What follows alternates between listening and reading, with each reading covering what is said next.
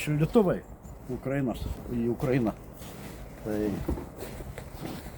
ačiū vizualiniams projektams už šilumą.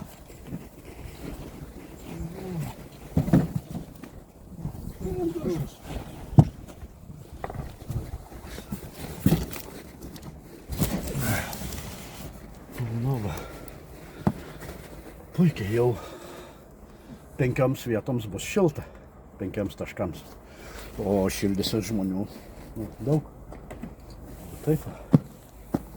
Tai po truputį. Dirbam. Oras geras. Grindis kaip ir priklauso sausio mėnesį.